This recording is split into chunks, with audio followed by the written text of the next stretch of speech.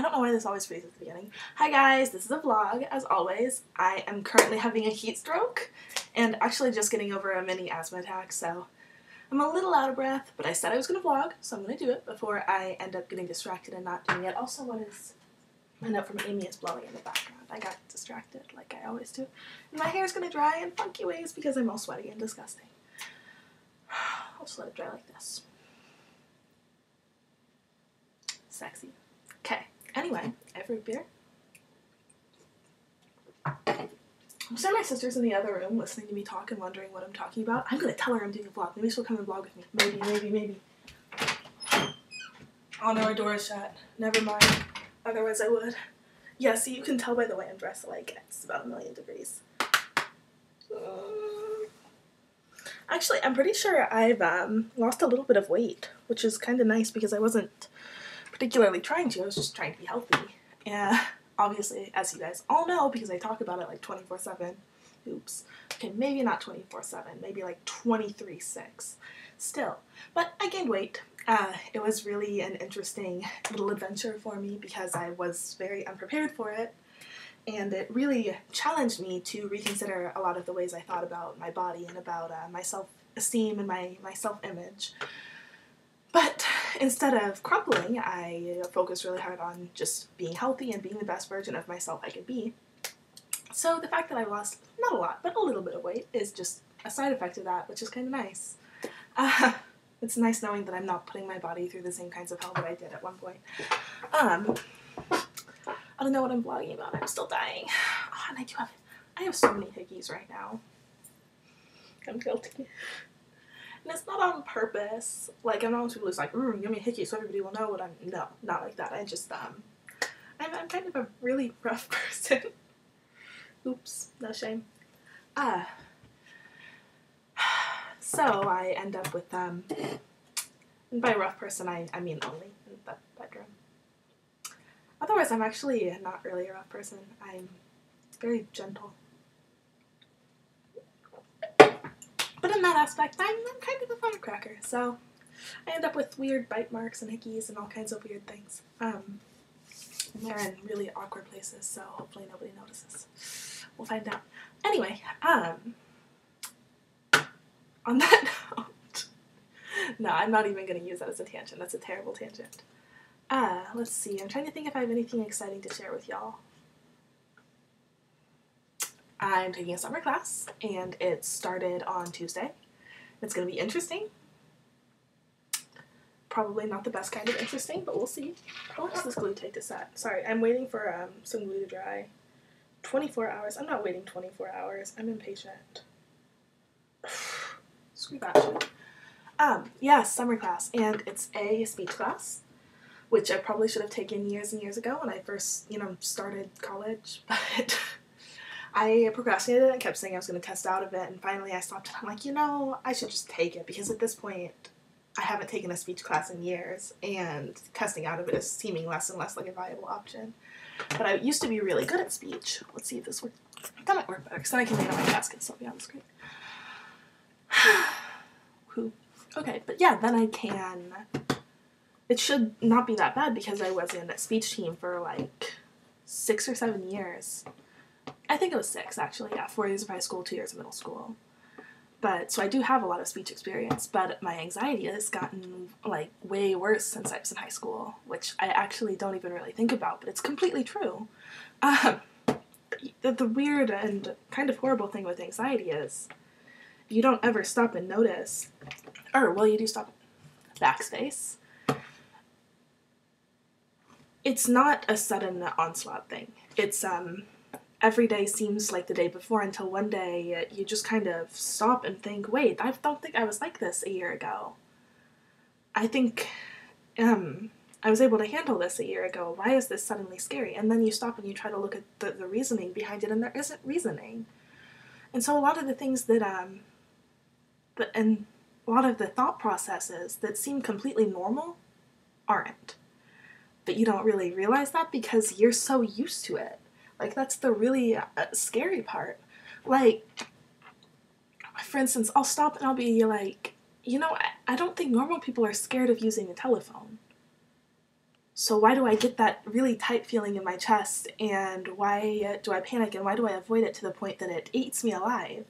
Because I know I need to, like, I know I need to call a family friend for, because I'm helping out with her organization. I know I need to call her. I haven't brought myself to. And it's causing actual problems in my life because I can't bring myself to make a stupid fucking phone call. Welcome to my life. See, for a long time they told me that my depression was a side effect of, or not a side effect, but kind of, but then my depression was, I can't talk. They told me that my depression stemmed from my ADHD as the root cause. And I kind of bought into that for a while until when I got older, you know, within the last, say, 6 months, I'm realizing that it isn't the ADHD that's the root, it's the anxiety. And the thing with ADHD and anxiety is they present in such similar ways that it's often really, really hard for doctors or even the, what's the word I'm looking for? Patient? The afflicted. How about that? That one seems a little bit more neutral than the victim, which isn't really.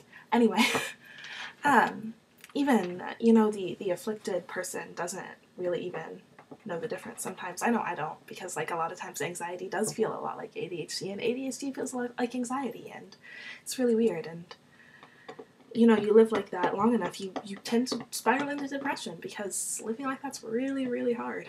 But at least, you know, realizing that the anxiety is the root of it is a big step in the right direction. I'm kind of upset because I was supposed to have a doctor's appointment on the, was it the 3rd? Yes, the 3rd. I'm still so frustrated about this. They left me a voicemail, like a confirmation voicemail, and it was like, oh, hey, la la la, allow me to imitate the lady leaving the voicemail. She was like, hey, you have a, I don't remember what her accent was like, but she had a really, really strong accent. I'm not even going to try doing accents because I'm bad at them. She was like, hey, you have an appointment at 1, at Dr. Singh's. And I'm like, oh, okay. And for some reason in my mind, I heard the cough as 15. So I showed up at 1:15, got told that my appointment was at 1, and I was too late. And then I'd have to reschedule and come back, and all my hopes and dreams were crushed, and it was so gross.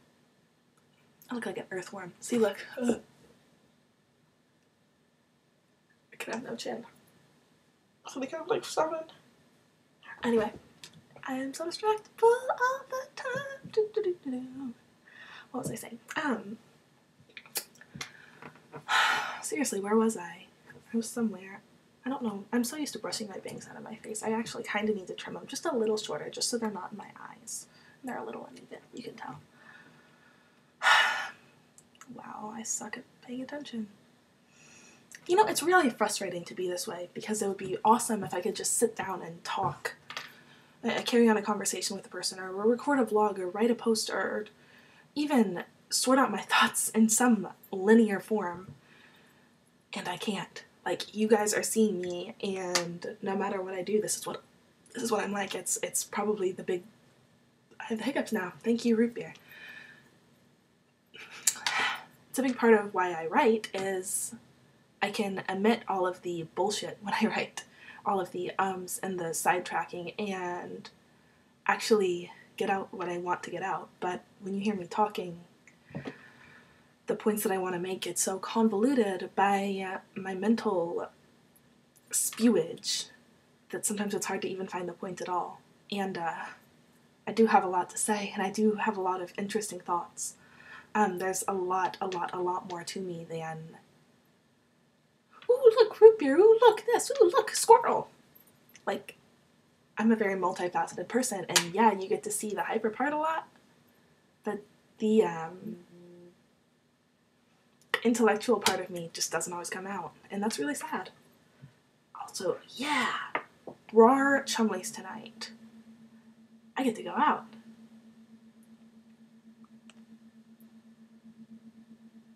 Which is good. It's just Matt.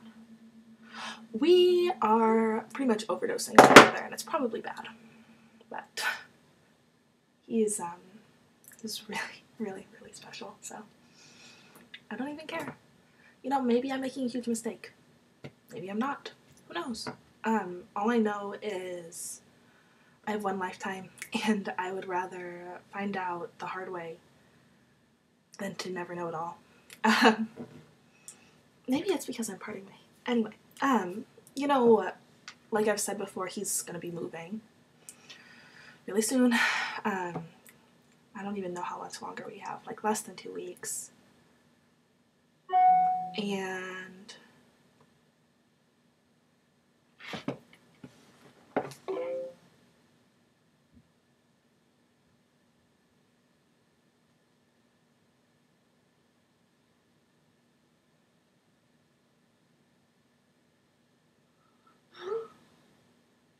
sorry, I'm like texting and talking at the same time.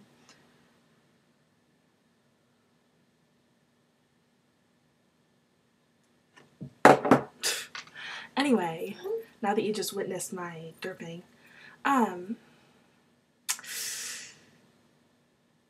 yeah, he's moving pretty soon, and even if it's bad that like we're spending almost all of our time together, at least we know what it's like to spend time around each other. And after he moves, I don't want to sit there and wonder what it would have been like if we had of. I don't want to sit there and wonder what it would have been like to be with him. And quite frankly, like every second I spend with him is a miracle to me. And I know that that sounds cliche and overdramatic. And I'm not one of those people who's like, oh, love is like this, love is like the fairy tales, and it's all fun and games, and it's always going to be perfect, and la la la. I know it's not. Like, I've seen the dark side of love probably more than a lot of people ever will. But, I don't think there's anybody else in the world that I would rather face it with. And even if it's not something that's been going on for a long time, time doesn't always have to do with everything. You know, I've dated people for 6 months and not loved them. I've dated people. There have been people that I never dated at all, and I loved them. I fall in love every single day. That's just the kind of person that I am. I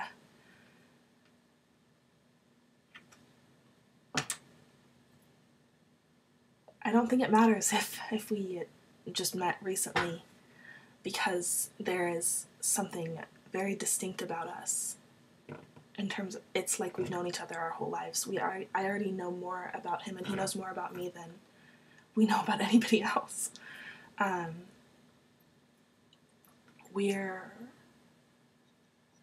It's not just one of those stupid infatuation things. It's like I know I'm sounding like a cheesy little kid. I know I am. And you can keep thinking that. That's fine. Whatever. Like, go crazy. But it's like even if the people we are haven't known each other for a long time, it's like our souls have known each other for our whole lives and all of the lives before this. And I find comfort in that. Anyway, I've been rambling on for 13 minutes and 17 seconds, and I have probably messages to answer because everybody just tried to get a hold of me at the same time. And I think let's see, what am I going to do? Amy wanted to work out tonight. My little sister asked me to work out. I don't know if I should take that as... no, it's Amy, so it's not an insult. She just means it because she likes to go, and I don't know. I should probably go, because I actually do enjoy working out, and I need to. Anyway, so I'm going to do that, and then Christina sent me an inbox if it'll load. And so I think I might be doing something with them, and then I might be going to Chumley's tonight, and there might be alcohol, which is, I'm a fan of, not gonna lie. Anyway, okay, I'm gonna go. It was nice to talk to all of you. I'll try to hang in there. Hope you do too. I love you. See you in the heart. Okay, bye.